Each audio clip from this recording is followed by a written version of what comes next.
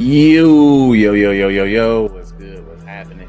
We back, brand new episode of Threes from the Ring podcast. It's your boy Christian J, got the boy Trail Steph. You're And unfortunately, we won't have Tyler on this episode. Fatherly duties, man. So I ain't mad at it. Go ahead, but be an active father, unlike Pusha TG. So hey, look, man. Crazy how the world reacts to certain things, G. Crazy. Drake might be a better dad than Pusha T, but who cares at this point? But anyway, housekeeping thing. Make sure you guys like, comment, subscribe to the YouTube channel, please, and thank you very much for that. And make sure you guys check out all the content we got on there for you guys. We got plenty of shorts for you guys to check out, and we have a new Attack on Culture episode that's up right now. Fresh from yesterday. We had a really fun discussion on game of the year from 2016 through 2017, right, Trey? 2016, I think so. Yep, so check that out. And of course, we talk about plenty of other things as well, so you get your nerd culture fix on things. Check the episode out and tell your people to share the content, share the love, as always. And follow us on Twitter at Threes from the Ring, 3S from the Ring, and TikTok page as well too. Show the TikTok page some love as well at UTM Clips, You Tweaking Media. But this episode, we're just gonna talk straight up basketball. We was originally supposed to. I thought Survivor Series was this weekend, but it's actually next weekend. Which normally I thought was the week before Thanksgiving, but hey, it is what it is. But with that said, we're going to give you guys quality hoop talk for this upcoming episode. But first, because I feel it's well-deserved, victory rant.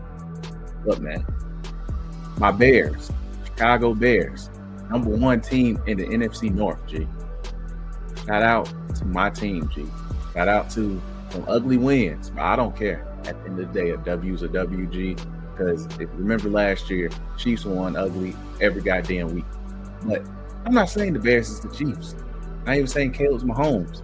But all I know is my team is number one and the Chiefs ain't. Your team might be number one. Might not be number one, but my team is. So with that said, shout out to the Bears. I'm going to enjoy it while it lasts, because they could literally get their ass kicked for the rest of the season. But I'm happy for what this season has brought me, which is joy. Plenty of joy. So, but all right, let's go ahead and talk hoops. Let's go ahead and talk about the biggest thing going on this upcoming week. Bron is scheduled to return back to the Lakers lineup this week. As of right now, like literally right before we recorded, Shams reported that LeBron is questionable to return tomorrow night against the Utah Jazz. The Utah Jazz just took the Bulls to double overtime and beat them. So shout out to them in regards to that. But they get a special helping of LeBron James comeback game. And hey, it's very interesting because the Lakers are, I believe, 10-3 or 10-4. So they're in really good position with LeBron coming in. And even with certain holes on that roster, it's going to be interesting to see how LeBron fits into things, and which I believe will be very positive. People were on the over analytic part, but it's good to see LeBron back. Man got additional time to get with the side situation together. But I'm just happy for the man to be back. He's healthy, and just see where things go when it comes to this season, this upcoming season. But we'll see. But Trey, your thoughts on Bron making his return? I'm happy for Bron. I'm happy to see that he's being able to go back. He looks a little slimmer from what I saw in the video. And, I don't go into all the can Bron do this, can Bron do that talk, bro. Bron done proved us wrong so many times throughout his career. I don't care. It's most of the part we're just going to have to see to believe it on both ends, if he's going to be garbage or if he's going to be good. I will say he will help Luka, because Luka been taking some crazy shots. I think he attempted 11 threes a game right now. Yeah, that man getting fatigued. True. Yeah, so 11 threes a game is Harden level. Yeah. Peak Harden level of like carrying right now. Yeah. So I need Bron to come back and lower that. I'm not saying Luka shouldn't still be the number one option, but I'm just saying, Bron, let's go into that and dig a little bit, change some stuff up. Exactly. Like I feel, and this is the thing, people forget they played together last year. Yeah, people forget about that. People forget they were a top 4 seed. I think that the Lakers won their best run once Luka got back. Yeah. So they're going to be fine. They already have a chemistry. It's just a matter of just making sure, it's just better on court wise. And I think we'll see where that goes. And plus, I feel overall it's a better roster compared to last year too. Yeah, it is. Did my mic go out? I'm good. No, I heard everything. Yeah, but yeah, like it's a way better roster. DeAndre Ayton's playing really good ball. Even your role players are in a good rhythm of things. Jake Ravia, dude, he's a hooper. Marcus Smart, when he's been playing, he's been good. Who else been cool? Rui's been serviceable, and at this point, it's just a matter of do you include a pick to trade Vando? But they've been cool, So it's just a matter of just like everybody else actually going back to their proper role of things, So and Ayton been playing really good. He's been playing great. Like the last 3 games, he's been great since as I call it, B-Hen calling that game to a T situation where you're like, hey, Ayton about to be ass. But ever since then, he's been hooping, and I'm happy to see it. Like so, and I think one of those games, Luka didn't even play. So, and they won that game. So, I think they're going to be fine. They're going to be better. It's going to be maybe a game or two of growing pains, but I'm not that concerned. They should be fine. Bron is going to fit right on in, and I think things go to his proper natural order in terms of like that team. Plus, that's another playmaker, a true playmaker. I think people overrate how good of a playmaker Austin Reeves is. He's a good playmaker, but he's not a table setter. So yeah, I think that helps things too.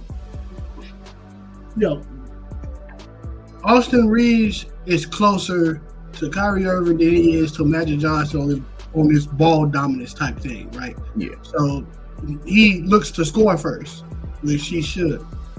LeBron James has played with somebody like that. Luka has played with. Yeah, Luka has played with somebody like that. Bron it's really just between the 2-man game between Bron and Luka Doncic, bro. That really is the only thing. That really is. So that's the only thing we gotta look at. Man. Like Lakers been playing really good basketball, but I don't want this to be a topic throughout the whole entire season, bro.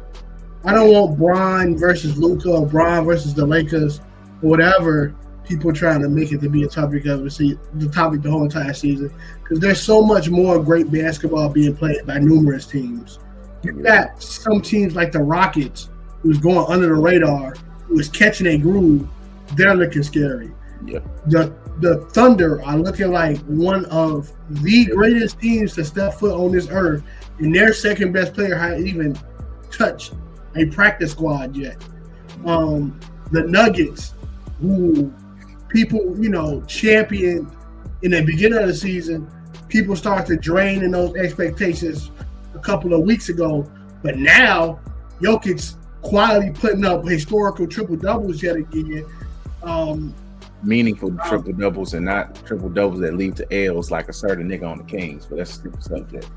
And you got Aaron Gordon playing like an all-star.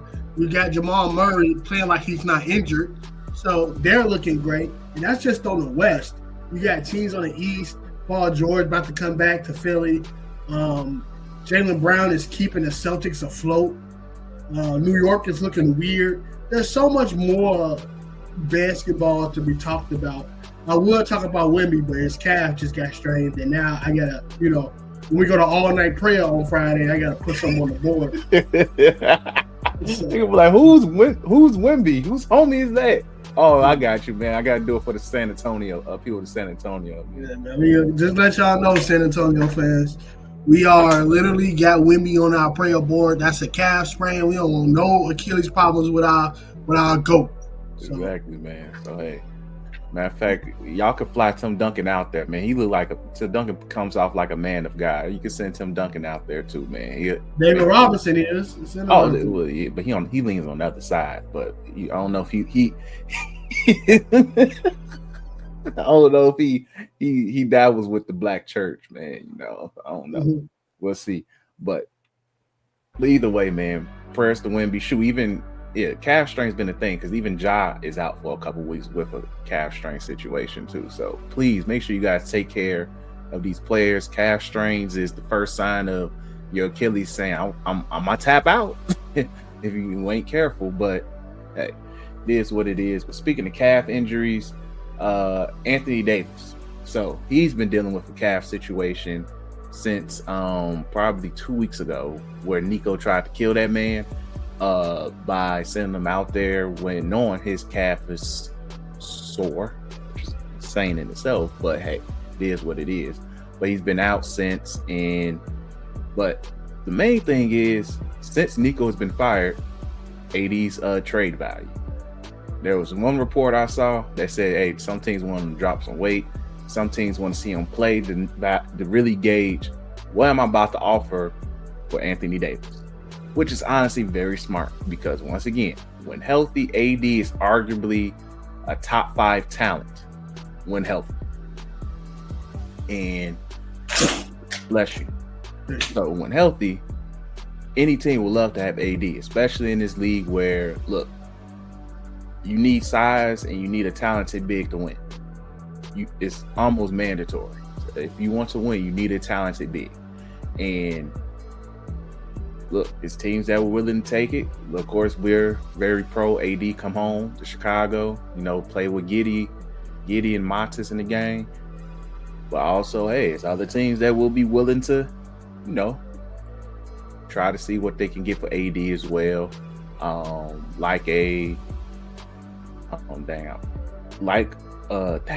was just thinking of. I really don't want that man to be awarded by no means. I will burn the league down. But it's plenty. They will have to give up Draymond. They will have to give up plenty. I think Draymond and Kuminga, or Draymond and Jimmy. It'll have to be a haul to tell the truth. Yeah, but either way, it's teams where you can get AD for good things, but teams want to know, how much am I about to give up? It's one thing to give up salary. I'm about to give up picks for this guy. So I want him to be on the court, and I'll be all. So, well, your thoughts on AD's trade value? The writer's right there. Send AD to his hometown, Chicago. Now, before I go into the Chicago, the reason he should go there, I'll give you another team. So, teams that I think will benefit with AD: Minnesota Timberwolves. And there was a team out in the East. Shoot. Golly. I forgot that fast. Team out in the East. Well, basically, I got 2 teams now. So 2 teams that I think that go perfectly for AD if he was to get traded. Oh, we did say the Cavs last. Then we said the Cavs last. The Cavs. All right, let me do this again. So there's 3 teams that I got that I see AD going. 3 teams I can see AD going if a trade was to happen with the Mavericks. We got 1. I think the Minnesota Timberwolves would be great for AD. Another defensive, him and Gobert will almost guarantee carry it to a Western Conference Finals and maybe a Finals. Him and Gobert is destructive. You get rid of Julius Randle, maybe Jaden McDaniels, and you just fill the holes from there. The Cavs are a really good team. You throw a Jared Allen away, probably like I heard a Hunter, DeAndre Hunter, and you see what you can do from there. or you even do Garland because they're gonna need a guard in Dallas. So you found a way, but trust me, the Cavs will look great, and then Braun will definitely be like, "Yeah, I'm coming home next year." And then I think, which will be the greatest thing for AD career, is to go back home to Chicago and help wield this young team to relevancy, for the rest of your career. I think you go to Chicago, you get rid of Vucevic and Kobe White, and you probably get some stuff from Dallas too to help out with like some of the missing pieces, because I know AD don't want to play center and whatnot. You got a squad. You got somebody who can run an offense and Giddy and, dribble handoff and all that type of stuff with AD and whatnot. You got Montez Bulis, however you say his name. He's great. So it'll look really, really good with him. And then the other great thing about this, they become a team that stars who are disgruntled will want to go to. Chicago, huge market, legendary team. The city gets lit. The hood will definitely be behind you. You don't have to worry about the stadium not being packed when you're playing, because Chicago fans are extremely loyal to that team. So it is a very great team. The only thing you got to worry about is the front office. And if you're winning, that front office will shut up for the most part. So them the three teams I think that'd be really good for AD. No, I definitely agree. Like, look, I will say this: if the Timberwolves do get AD, that makes them really scary, extremely scary. Like, and it don't matter how you go about it, whether you do a Randall for AD or Gobert for AD, whoever the headliner in that trade is. Look, it don't make a difference. That's a huge improvement to that roster. The Cavs, like I said, if you turn Jared Allen and keep Garland, I borderline will book them to the finals, especially if AD stays healthy, or if you just keep Allen and just make it Garland for AD straight up. Okay, cool. Crazy. It's a little crazy, but hey, make it happen. But even then, I would still favor them because look, you got Jared Allen coming off the bench. That's crazy in itself, and you could put AD with any big lineup and it works. I think the money, Jared Allen has to go because of money reasons. Yeah. So, but however you go about it, I think those three, it improves both teams significantly. The Bulls, once again, look, they're a solid team, and I think AD just really makes it where it's like, you know what? Okay, cool. You know what? We got. It's like, it's not like, okay, they're going to compete, but now it's like, oh, okay, like they legit got a star player on their team now, and I think Giddey, and like I said, the best type of player to pair with AD is a guard or extreme level passer, like a Bron, and even like, not to say Giddey's on a Bron level, but somebody was gonna be like, look, I want to get my teammates involved, and that's gonna be with Giddey. Look, that will work. That will definitely work. But yeah, shout out to that. Moving on. Steph Curry has left Under Armour now, which is odd because I thought that was a lifetime contract that he signed.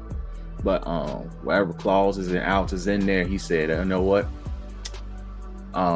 Nike was probably throwing some fillers out like, hey, how you feel about joining Nike finally? Nico Harrison been gone. He screwed that up. So you come on over here. Get your last hoorah with us, which, hey, I ain't mad at. But Steph has left Under Armour. He is currently a shoe free agent. He's been primarily wearing Nikes as far as I've seen. He hasn't worn no Adidas yet. He has yet to wear New Balances or Puma yet. So we'll see where that goes. But since he's been a sneaker free agent, he has been playing God tier and carrying the hell out the Warriors. Last game, he scored 9 points. 2 of the last 3 games he's played, he was carrying that team until reality occurred. So let's put it that way. But But either way, it's very interesting that he has left Under Armour because like he legit was the face of that brand. And now you really don't have nobody else but Brock, I think. So that's another L for Under Armour state. But your thoughts on Steph's play, but also him leaving Under Armour? Steph been playing good. I hate it. Steph leaving Under Armour, crazy. But his shoes was ugly. And I probably made sure they looked at sales figures and said, we only selling shoes from ages 7 to 11. After that, nobody buys our shoes. So nobody asking for no Stephs or anything like that. And they start to look decent towards the end. But Steph as a big-time, all-time player, all-time great. You know, I'm just talking all-time greats. I'm not just talking about NBA players with shoes. That are all-time great who have their own, brand. Steph by far has the worst shoe line at all. It's not even close. I rock some KGs before I rock some Stephs. So I rock some, what's them drinks? Some Dadas.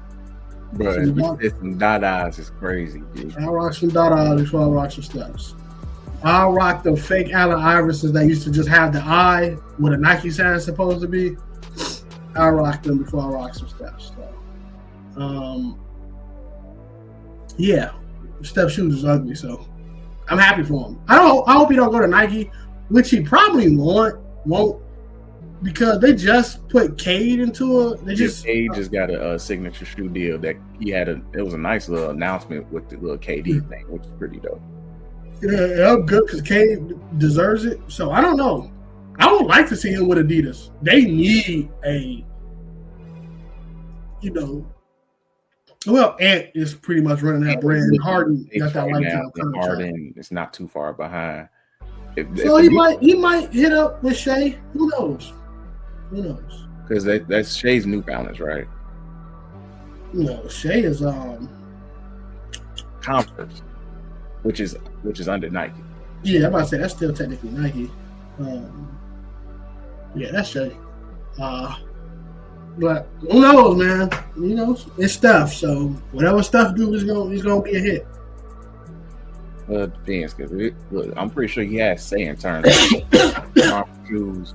So if he don't have, if his taste in shoes is very questionable. So, but it's interesting because man, this is tail end of your career. I would have been like, look, man, even if my shoes don't sell, I'm a face.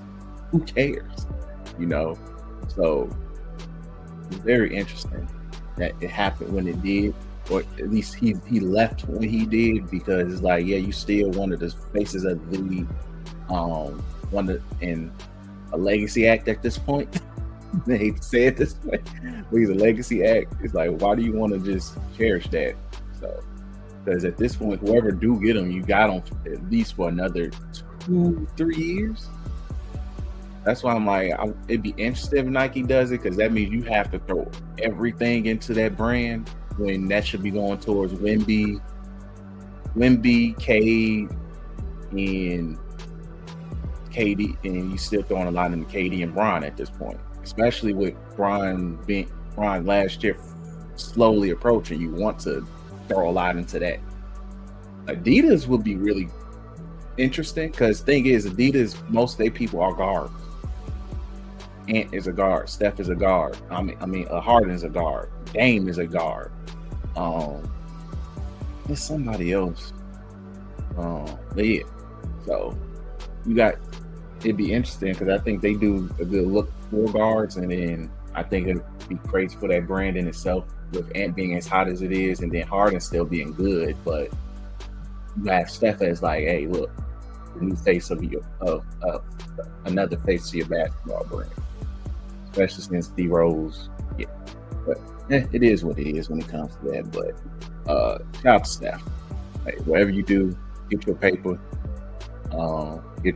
So that way you can make sure people don't, poor people move into your community that you despise so much. Man. But anything else we need to really talk about? Not just gonna be a real short episode. We're just giving you guys content for vibes at this point. Anything else hooping wise we need to talk about? By the time I get off, I'm gonna be like, damn, we should have talked about that. But no, I think we in a nice stage of the season. We can next week we can talk more about the in-season tournament and how that stuff look. But I'm pretty sure you ain't do your studies on that. They ain't do mine either.